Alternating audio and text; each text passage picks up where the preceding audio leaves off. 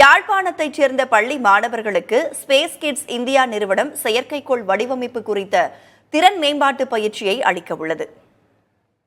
நாங்கள் ஆசாதி சேட்டலைட் மிஷனில் நாங்கள் ஏற்கனவே எங்கள் ஸ்கூல்லேருந்து ஒரு 10 கேர்ள்ஸ் அதுக்கு நாங்கள் பார்ட்டிசிபேட் பண்ணியிருந்தோம்.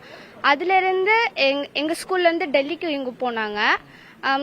அந்த சேட்டலைட் மூலியமாக தான் எங்கள் நாலேஜ் நாங்கள் கெயின் பண்ணிக்கிட்டோம். அப்போ தான் எங்களுக்கு சேட்டலைட்டை ஒன்று தெரியும். அப்புறம் பேலோட்ஸில் கோடிங் பண்ணுறதுன்னு எங்களுக்கு அப்போ தான் கிளாஸ் எடுத்தாங்க.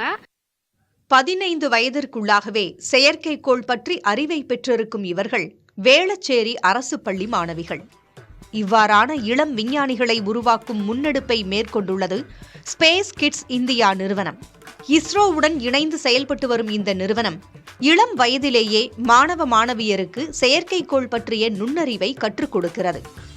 இந்த நிலையில்தான் இலங்கையில் உள்ள ஸ்லிப்நாதன் பல்கலைக்கழகத்துடன் இந்த நிறுவனம் புரிந்துணர்வு ஒப்பந்தத்தை மேற்கொண்டுள்ளது. யாழ்ப்பாணத்தில் உள்ள அரசு பள்ளியைச் சேர்ந்த மாணவர்களும் இந்தியாவைச் சேர்ந்த மாணவர்களும் கூட்டாக ஒன்றிணைந்து செயற்கைக்கோள்களை உருவாக்கி விண்ணில் ஏவ திட்டமிடப்பட்டுள்ளது.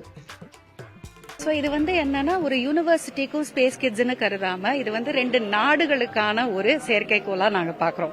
என்னன்னா இப்ப வேர்ல்ட் ஸ்பேஸ் வீக் அப்படின்னு நடந்துட்டு இருக்கு. இப்ப 4ல இருந்து 10ஆம் தேதி வரைக்கும். சோ இந்த வேர்ல்ட் ஸ்பேஸ் வீக் என்னன்னா எல்லாருமே அவுட்டர் ஸ்பேஸை எப்படி பீஸ்ஃபுல்லா யூஸ் பண்ணணும், எந்த ஒரு வார் அந்த மாதிரியான சிச்சுவேஷன்லாம் பண்ணக்கூடாது அப்படிங்கறதுக்காக UN முதற்கொண்ட ஒரு பணி. சோ இந்த ஒரு நல்ல விஷயத்துல நம்ம தொடங்குறது ரொம்பவே ஒரு சந்தோஷமான ஒரு விஷயம். இலங்கையைச் சேர்ந்த 50 பள்ளி மாணவர்களுடன் இந்தியாவைச் சேர்ந்த 10 பள்ளி மாணவர்கள் மற்றும் 50 கல்லூரி மாணவர்களுக்கு ஸ்பேஸ் கிட்ஸ் இந்தியா பயிற்சி அளிக்க உள்ளது.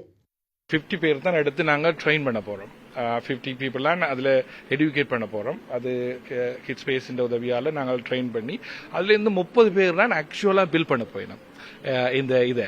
பட் அது அப்படியே ஃபில்டர் பண்ணி கொண்டு வரும்.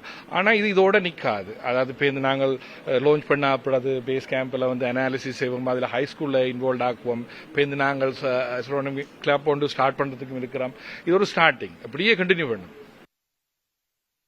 மாணவ மாணவியருக்கு மென்பொருள் வன்பொருள் என 2 பிரிவுகளில் தனித்தனியே பயிற்சிகள் அளிக்கப்பட உள்ளன. செயற்கைக்கோள் உருவாக்கம் பற்றிய திறன் மேம்பாட்டை சிறு வயதிலிருந்தே கற்றுக்கொள்வதற்கு வாய்ப்பாக இது உள்ளது. இந்த பயிற்சி செயற்கைக்கோள் மேம்பாட்டு தரவு பகுப்பாய்வு மற்றும் தகவல் தொழில்நுட்பம் ஆகியவற்றில் மாணவர்களுக்கு திறன்களை மேம்படுத்த உதவுகிறது. அறிவியல் தொழில்நுட்பம் சார்ந்த எதிர்கால வாழ்க்கைக்கும் அவர்களை தயார்படுத்த வாய்ப்புள்ளதாக ஸ்பேஸ் கிட்ஸ் இந்தியா அமைப்பினர் நம்பிக்கை தெரிவிக்கின்றனர்.